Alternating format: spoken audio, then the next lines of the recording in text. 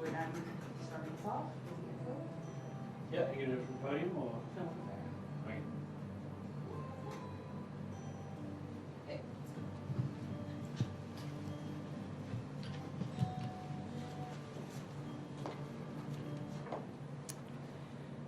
Thank you for joining today's event. A reminder to media on the line, please press *1 to enter the queue. You will be limited to one question and one follow-up. I will now hand it over to Minister Mike Farnworth to begin. Minister, please go ahead. Thank you, and hello everyone. I'm speaking with you from the traditional territory of the Musqueam, Tsleil-Waututh, and Squamish peoples. I'm also joined today by Katrina Conroy, Ministry of Forests, Lands, Natural Resource Operations and Rural Development, her Deputy Minister Rick Manwaring, and Peter Brack, Emergency Management BC's Executive Director of Regional Operations. Yesterday, high winds and extreme fire danger led to rapid growth on many of the existing fires of note through the central interior, forcing hundreds of people from their homes and putting thousands more on alert. Sadly, I've received reports that the Okanagan Indian Band and some surrounding areas have experienced significant structure loss. It's too early at this time to provide the exact number of homes and other structures impacted, but our thoughts are with the community and the people facing wildfires, and I want to assure you that the province will continue to be here to support those in need. Since yesterday, there have been a number of significant developments. The White Rock Lake fire has led to evacuation orders along Okanagan Lake's West Side Road in the township of Spallancheen, and further alerts through the North Thompson. The Lytton Fire Complex saw significant growth with 70-kilometer-an-hour winds, leading to the Thompson-Nicola Regional District and Lower Nicola Indian Band to issue evacuation orders for some 1,600 properties.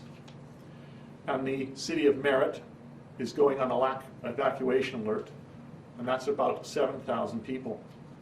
The Tremont Fire, east of Kamloops, has led to new evacuation orders in the Cherry Creek neighborhood and an additional 700 properties on evacuation alert in the western outskirts of Kamloops. The Mount Law wildfire in West Kelowna led to tactical evacuations last night for nearly 500 properties, as well as putting 5,000 people in the community on evacuation alert. This fire is being investigated as being human caused. And lastly, a violent encounter and a clear disregard for safety on a road south of Merritt led to a vehicle fire, which then led to evacuations in Brookmere. While these are significant incidents of the last 24 hours, this list is by no means exhaustive. The wildfire danger throughout much of the interior continues to be extremely serious, and we are in for a challenging fight in the coming days. Given the conditions we're seeing in our communities and on our highways, I want to be clear. Do not travel to fire-affected areas for non-essential reasons. And always check Drive BC to see any impacts to routes or highways. We want to ensure that people in fire-affected communities will be able to evacuate if necessary and access the supports that they need. If you are planning to travel to those areas, it's time to change your plans. Instead, visit an area of the province where your presence won't strain local resources and will have a positive impact. As well, Interior Health has advised that non-essential travel to and from the central Okanagan should be avoided due to the current COVID-19 outbreak. So this, along with the current danger, ash and smoke, means that this is not the time to visit or travel through. For those who live in the region, we are not asking you to leave, but be ready to go if you are under an evacuation alert, and that changes to an evacuation order. For any evacuation order, leave immediately. Do not delay. Emergency Management BC is working closely with local governments, First Nations, the Hotel Association, and other partners to ensure that people who must evacuate have a safe place to go. The fire activity we've seen this summer, the fire conditions, they've been extreme. In these conditions, escape routes can quickly be compromised or cut off completely. Just yesterday, on the White Rock Lake fire, BC Wildfire Service and structural protection crews had to shelter in safe zones due to aggressive wildfire activity. The speed at which these fires move continues to challenge our professionals. It underscores how important it is for people to follow the directions of First Nations and local governments immediately. It's so important that we work together. Take care and stay safe. Thank you. And I now pass it over to Minister Conroy. Thank you. Thank you, Minister. I'd now like to invite Minister Katrina Conroy, who is joining us over the phone, to deliver her remarks. Minister, please go ahead. Thank you. And as every British Columbian knows, we're facing some of the toughest wildfire conditions we've ever seen in this province. Unprecedented heat and severe drought in many areas set the stage for what we're experiencing right now, including extremely aggressive fire behavior in many places. In some areas, the thick and pervasive smoke is darkening our daytime skies. And my thoughts are with the thousands of people whose lives have been disrupted and those who have suffered losses. Thousands of British Columbians are also coping with evacuation alerts and evacuation orders. This is not a normal fire season by any measure. Premier John Horgan was fully briefed this morning, and he is very concerned about the wildfire situation. The Premier has expressed his support for firefighters, support staff, and the many other people who are doing such excellent work during this extremely challenging time. Since April 1st, 1,513 wildfires have burned more than 766,000 hectares. There are currently 268 fires burning, most of which are in the Kamloops Fire Centre, the Caribou Fire Centre, and Southeast Fire Centre. There is some good news, however. Firefighters worked incredibly hard and managed to steer away a fire from the community of Logan Lake over the weekend. Across BC, over 3,600 personnel are battling the fires right now, with over 500 of them coming from outside the province. They are supported by 209 aircraft today. Air tanker after air tanker take off from airfields, sometimes just 5 minutes apart. These fires are incredibly aggressive, and as Minister Farnworth said, last night firefighters were temporarily cut off and had to take refuge. Thank goodness they made it out okay. To our firefighters and thousands of other people involved in this monumental effort, we support you. We are incredibly thankful for the work you're doing, and we continue to be impressed by your unwavering commitment to keep British Columbians safe. Meanwhile, weather conditions continue to challenge our response efforts. Winds of up to 70 kilometers per hour hit some fires last night, causing significant growth and damage.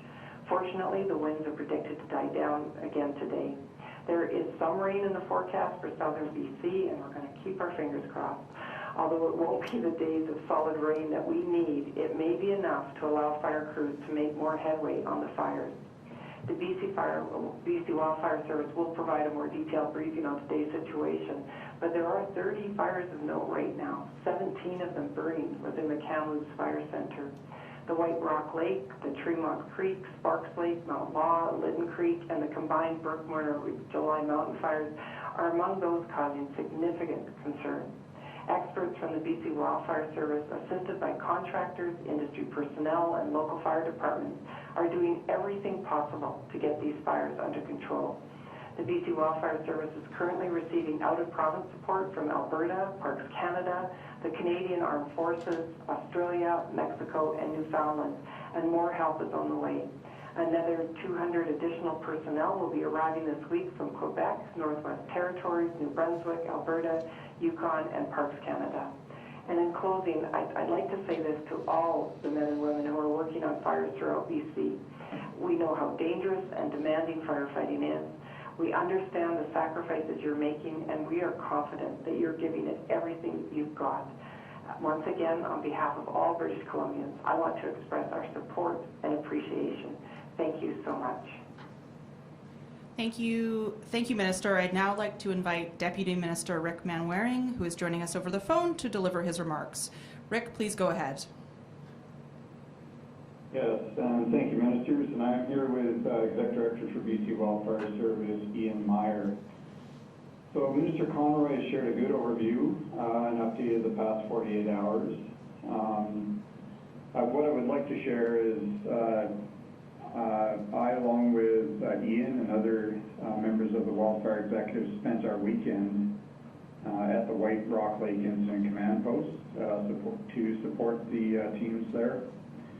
And I think we witnessed firsthand, as the Minister mentioned, the hard work and dedication of our teams on the ground. And want to express my personal admiration for the tenacity and their support of one another and their commitment to the communities they are working to defend at this point in time. Specifically, I also want to acknowledge the many partners in the various wildfire incidents around the province who are joining us in this fight. Certainly, as Ian and I spent time in the camp over the weekend, I was struck by the sheer number of people that have stepped up alongside BC Wildfire Service to help. The Minister mentioned the out-of-province support that we have had, and we've talked about it many times, but at this point, you know, I would like to thank the countless other people who are helping us in this fight, in this firefight in the province. I want to thank the structural firefighters who are here from fire departments across the province. There are many in these incidents helping us, and their support is fundamental to us in these wildfires. I want to thank our partners from the First Nations Emergency Services Society, a real key partner for us, and the many nations who are joining us on the front lines fighting the wildfires, and we see them in the camps everywhere Ian and I go. I also want to thank the hundreds of forest industry personnel, experienced firefighters and industry personnel who are lending their services and their equipment to support the firefight across BC. And as well, the many ranchers, BC cattlemen, and the support staff and liaisons who are out there making everything happen for us and fighting fires all across the province and helping BC Wildfire Service. And lastly, I want to thank the public. On Friday, we shared a warning of what the weekend might hold. As the ministers mentioned, we've seen a significant wind event in these very dry conditions, and accelerating wildfire growth in many parts of the province. And we really appreciate, and it is really helpful to our efforts when we see the public heeding the warnings and preparing to evacuate on a moment's notice. So thank you for listening. Thank you to the public for making a plan and getting yourselves and your families to safety. I just want to finish by ensuring everyone that we and our emergency management partners are working as hard as we can to bring everyone home who's been evacuated from their communities. Great, thank you, Deputy Minister. Reminder to reporters on the line, please press *1 to enter the queue. You will be limited to one question and one follow-up. Our first question today is from Nick Johansson, Castanet. Nick, please go ahead. Hi, Minister Farnworth. You spoke about tourists not traveling to fire-impacted communities. Evacuees here in Kelowna are coming up against massive wait lists for hotels. It appears a lot of tourists might not be getting that message. Are you prepared to tell people specifically the no-go zones with a map of these areas like you did last week for the North Okanagan region? Yeah, no, we are more than prepared to put out a map of fire-affected areas, advising people not to travel.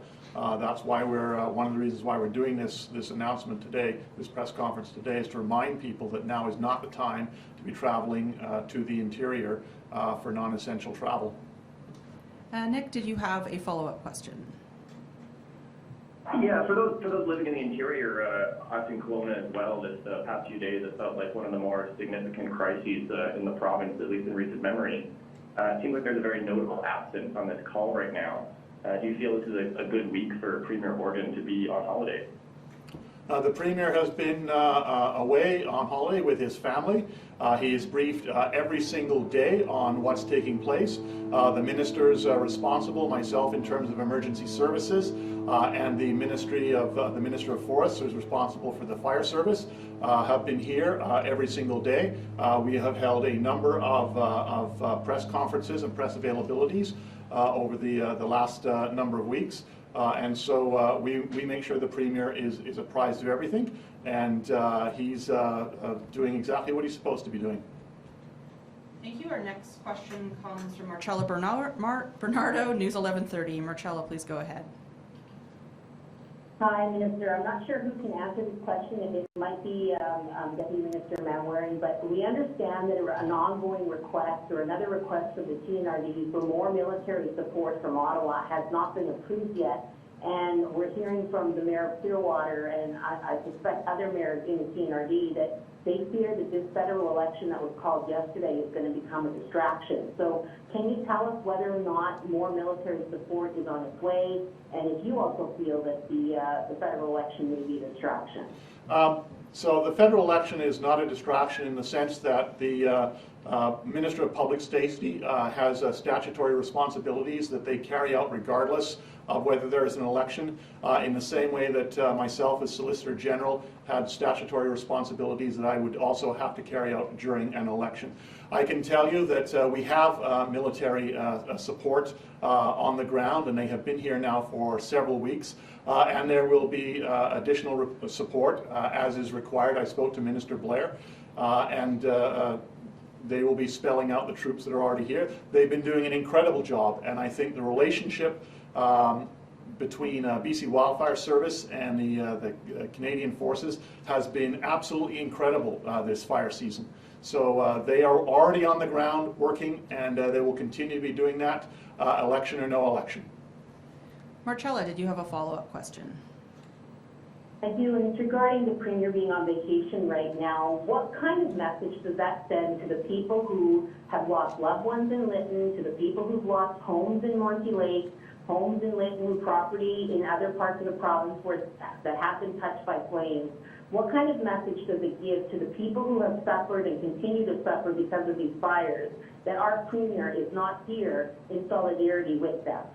Our Premier has been in complete solidarity with all the people of British Columbia, whether they have been affected by wildfires or whether they are fighting the wildfires on the ground every single day.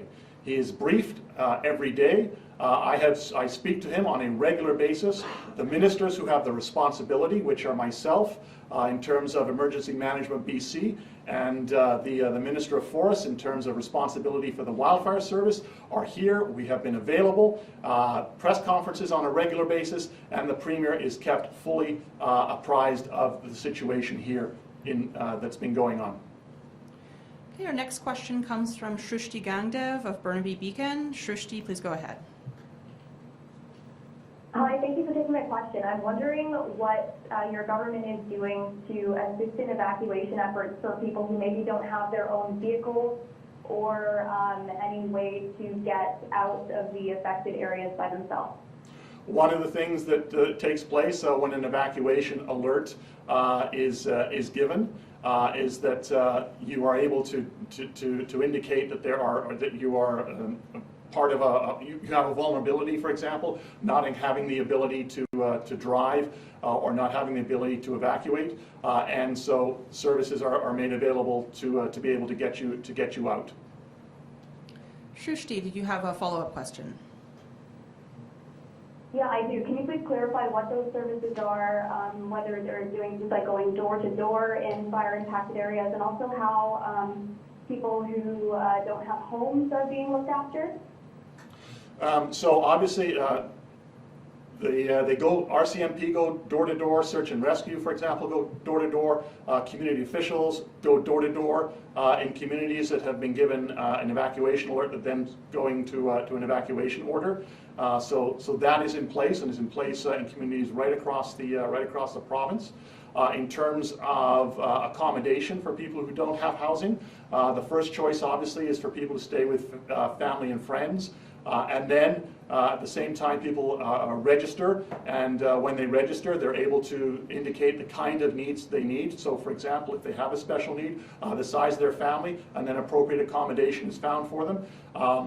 Those in vulnerable populations, for example, we put very quickly, as quickly as we can, into commercial accommodation. So there's a wide range of accommodations that are made available for people who need it. Our next question comes from Ahmad Agahi, Global. Ahmad, go ahead, please. Yes, hi, thank you so much. A couple things for me. I was wanting to talk to you about a concern that I heard this season in some smaller communities, for example, in Pritchard, when an evacuation order was put in place there, and some of the community members were concerned about lack of RCMP resources to sort of provide surveillance for the evacuated areas of the province. Just wanted to ask if there's any RCMP staffing issues for that. We have had tremendous cooperation and support from the RCMP from right across British Columbia. Early on in this fire season, we put in place what's called a Section 9, I think it's 9.1 on the agreement that allows for the redeployment of RCMP from other communities within the province to assist. And at the same time, we also did that with the Section 9.2, which allows for the redeployment of RCMP officers from outside of British Columbia to assist where required. And the RCMP have been doing that, and we have had excellent cooperation from them. Ahmad, did you have a follow-up question? Yes, thanks. One more for me. Another concern heard from area loggers, ranchers in small communities, for example, Savinoff. The concern there being that BC Wildfire Service and the Ministry may not be using them as a source of information, as a source of local insight, as much as they would like to be collaborating. That is something they were hoping can be resolved either for the rest of this fire season or the fire season in the future. Is that being looked at, bringing more local people into the planning, strategic planning, for example, with areas to conduct controlled burns and things like that? I'll ask the Ministry of Forests, Katrina Conroy, to address that along with Deputy Minister Rick Mannery. So I'll start. Thank you for that question. And yes, we have been working with ranchers and loggers and folks across the province who have been helping out. We have a liaison in the different at the different forest centers who are working with the ranchers right across the province. We've met with the Cattlemen's Association as soon as the fire season started and started that work with them. And I'm going to let Deputy Minister Manwaring talk about the actual specifics of what has been happening out on the fires. Yes, well, thank you for the question. As the Minister mentioned, we do both pre-season and during season partnerships, not just with the ranching sector, but also with rural residents as well. And, good examples even recently as fires begin to spread, we identify people who've got some skills and equipment out there who can help us with the fires. We have a very rapid equipment sign-up process and pulling these people under our incident command models so that we're coordinated and everyone can be participating in the firefighting in a safe and coordinated way. And as the Minister said, I will point out, and as I did in my opening comments, the ranching sector, the BC cattlemen have been fundamental for us in this season, as they have been in previous seasons, helping us, in particular, we have out-of-province resources working on the land base, helping understand what the lay of the land is, how the land base might respond to wildfire, to prescribed or planned ignition. So it's a very active exercise with us, and it's not perfect. We can always be better at it, but it is a priority for us, and they are a key partner in our wildfire fighting process here in BC. Thank you. Our next question comes from Colton Davies, Radio NL. Colton, please go ahead. Thanks for doing this.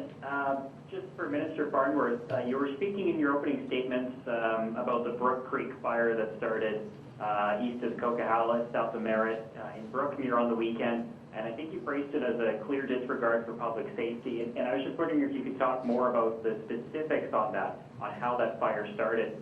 We've heard that from locals and witnesses that say it was a domestic dispute apparently.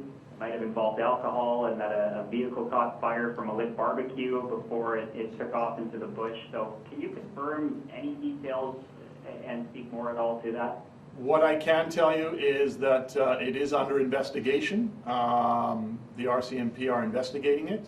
It is being taken very seriously. And I can tell you that the same details that you are aware of are the same ones that I am aware of. Colton, do you have a follow-up question?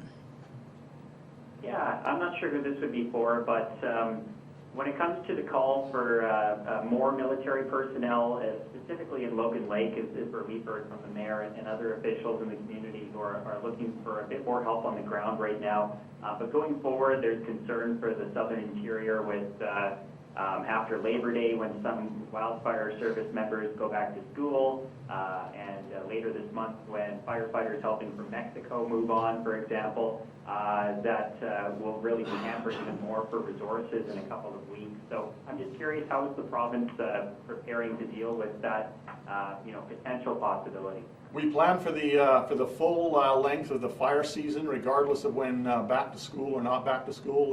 That happens on a fairly regular basis, but I will turn that over to the Minister of Forests and Deputy Minister of Mannering to go into it further.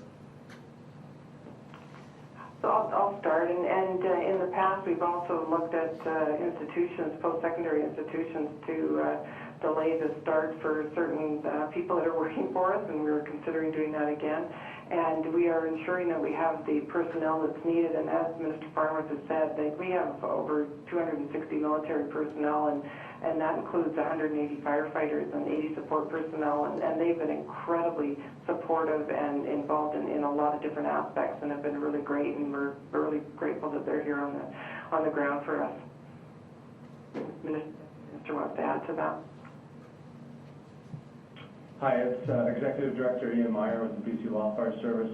The BC Wildfire Service does extensive forward planning on our resourcing. We are already looking at the back-to-school challenges, and we are in contact with our military partners daily. They have liaisons embedded into our organization. So the lines of communication are open, and we are planning for these resource needs into October, into the fall for sure right now. Thank you. Our next question comes from Alana Kelly of Glacier Media. Alana, please go ahead. Yeah, it kind of just got answered there, but I guess what my main question is, what is being done to support these communities like Clearwater or Logan Lake, who are saying right now they are exhausted and want more resources?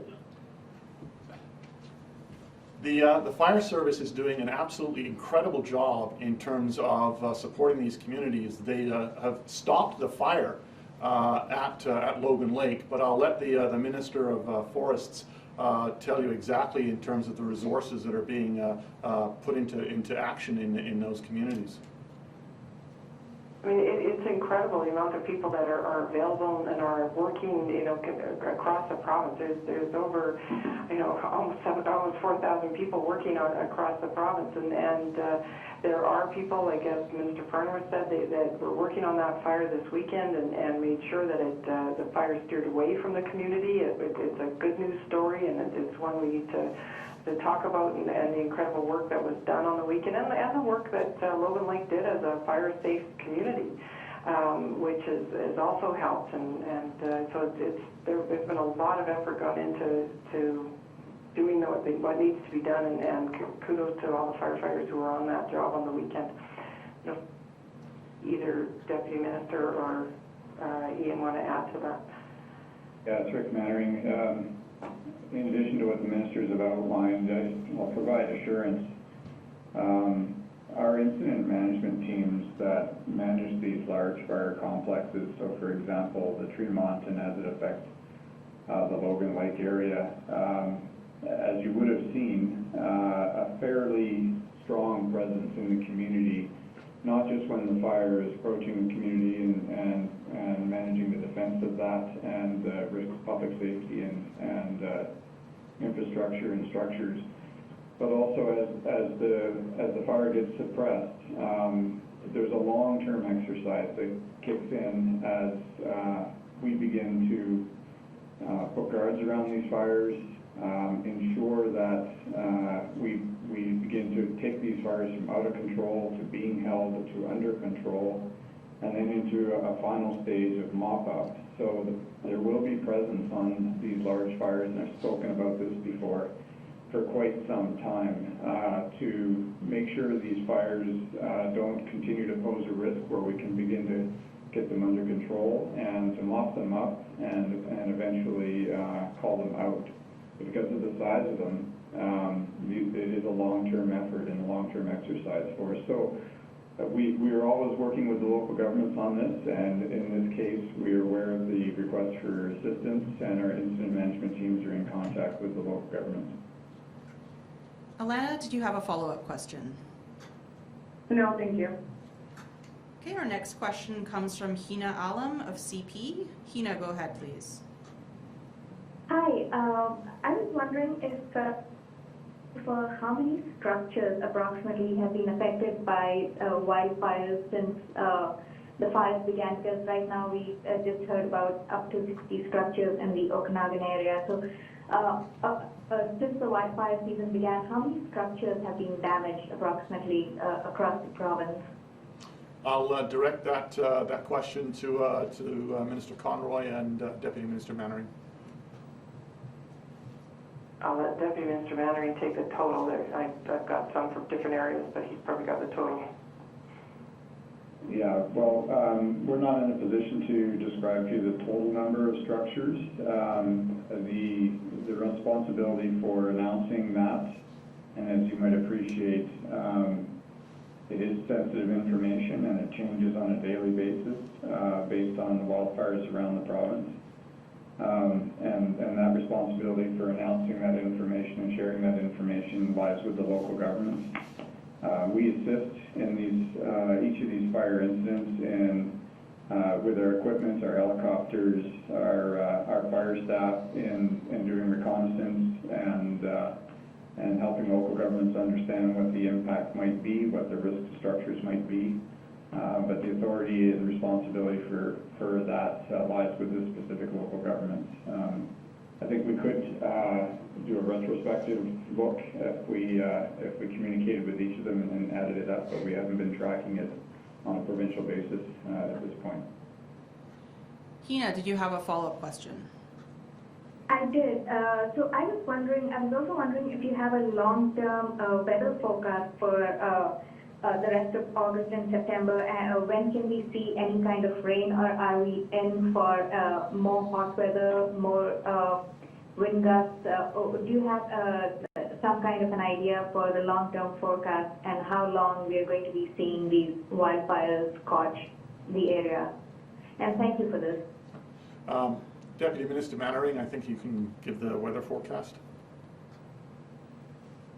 Yeah, we just received call it a short and medium term forecast, and I'll ask Ian to outline what that's beginning to look like. Yeah, thanks for the question. So we're looking at a cooling off and more seasonal outlook for the rest of August. We did see a seasonal outlook for September from Environment Canada that is indicating a similar weather pattern to August for September, and then possibly seeing a bit of reprieve into October. So right now, the rest of August is looking a little bit cooler than what we've seen in the past, getting to more of seasonal temperatures, and a bit of a mixed bag of moisture coming through. Not a lot of moisture at all, though, for the rest of August and into September. All right, we have time for one more question, which comes from Benit Brake of CBC. Benit, please go ahead. Hi, Minister. There are concerns that it could be difficult to move large numbers of evacuees out of the interior if places like Merritt were to be evacuated while the Coquihalla is closed. The mayor of Merritt says people in our community have no idea where they would go as fires move in from 3 different directions. My question is, what is the plan to handle a mass evacuation without the Coquihalla being open?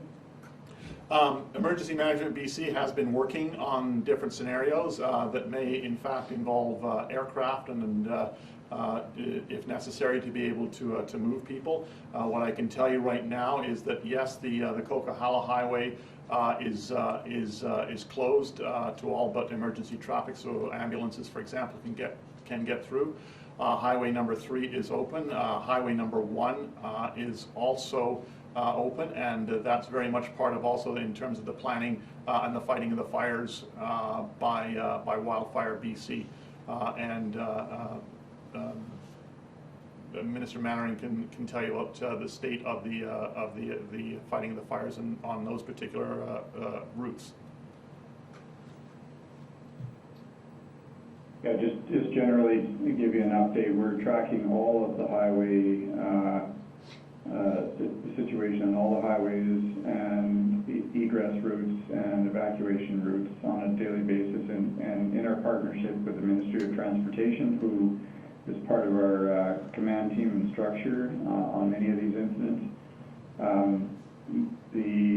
The focus tends to be at this stage is to keep highways open as long as possible, as long as they do not pose, and the fires do not pose a risk to public safety. So I think what you can expect to see as we make progress on a number of these fires is the routes will open as soon as we can get them open, and that partnership and those recommendations for that come from the BC Wildfire Service. So that's what you'll begin to see going forward, and we're well aware of the importance of supporting evacuation and coordinating that effort with the Ministry of Transportation. Thank you. Benit, did you have a follow-up question? No follow-up, thank you. All right, that concludes today's event. Thank you very much, everyone.